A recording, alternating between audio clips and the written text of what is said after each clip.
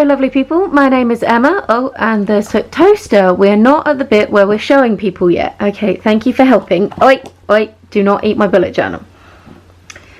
Right, maybe we'll do a take two.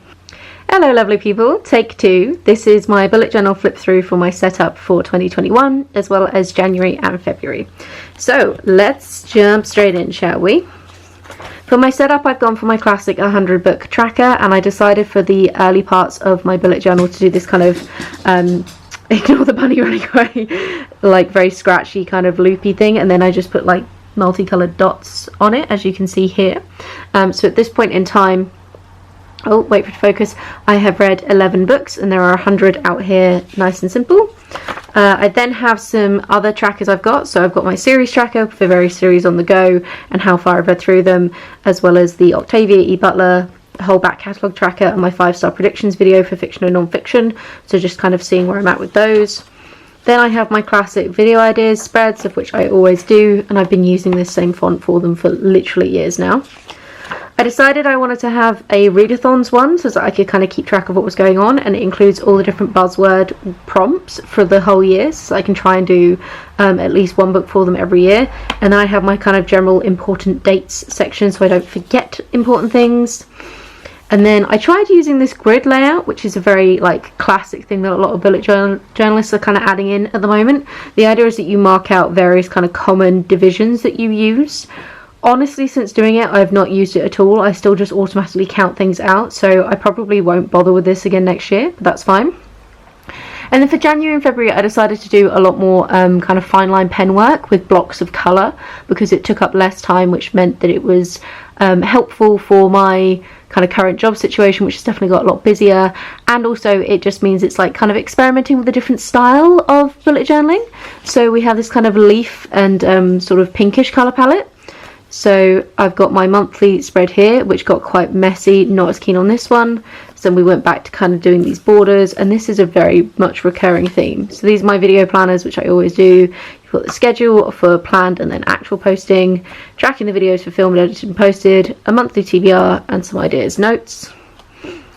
Then I have my book journal.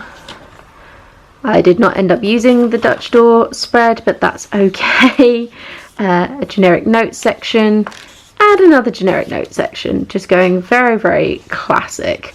And as you can see, I'm really not using anywhere near as much paper as I was in the past years, because obviously I'm now no longer using it for stuff for my job, because it's not something that I need to use anymore.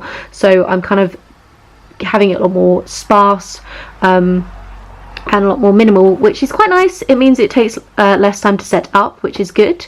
And that's the thing I love about bullet journaling, is you can really tailor it to what is going on for that particular month or week or whatever.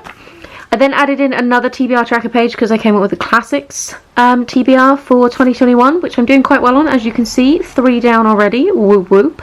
There's space down here for other TBRs that I'll probably put out later on in the year, but I'm trying not to overload myself super early in the year, so I'm going to leave myself space and probably put out something new either once I hit the end of one of these or nearly the end, or like once it gets kind of April, May time. And then February, I was having fun with these kind of blobs of colour, and then these sort of very plant-based, if it was zoom in, doodles on them. So I kind of had, I think it was like 6 or 7 recurring plant motifs that I just kept repeating and coming back to. And then these sort of blobs of colour and a little bit of calligraphy. So I really enjoyed February, actually. I liked February's colour palette. I ended up combining them a bit more. The exact shades of like the various colours changes a bit as we go through. As you can see, my pen was running out a little bit. So we have February's monthly spread, super chill, the YouTube planner, very nice, going off shot there. The book journal, again, I'm just doing the Dutch door. I like the fact that I did the double black lines on that one. I think it's quite soothing. My TBR broken into the Buzzwordathon and the Blackathon with a little hang on from January. I'm doing some online training at the moment, and I tried to list out some that I thought I needed to do, and it turns out I was just listing completely the wrong one. So this page is totally useless, but that's completely fine. I'm doing some stuff on a website called IDEX, which is a company that makes diagnostic tools for veterinary practices, so like blood testing machines and things like that. So I'm doing some of their online back catalogue, but none of these, so I'm an idiot. Then we have a generic notes page. As you can see, I've done very little this weekend already, but that's fine. And then a new course I've just signed up to, which is Antimicrobial Stewardship on FutureLearn.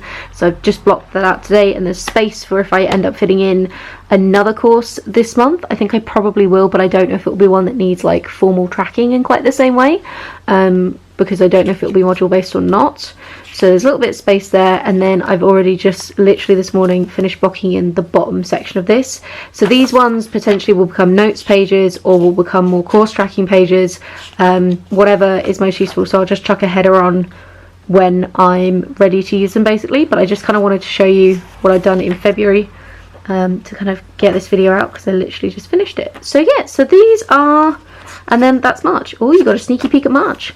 So I'm enjoying playing around with exactly what style I'm doing, and that's pretty much it for me. So how's your year going? Are you using a bullet journal? Do let me know, and have a wonderful reading week, and I will chat to you soon. Bye bye.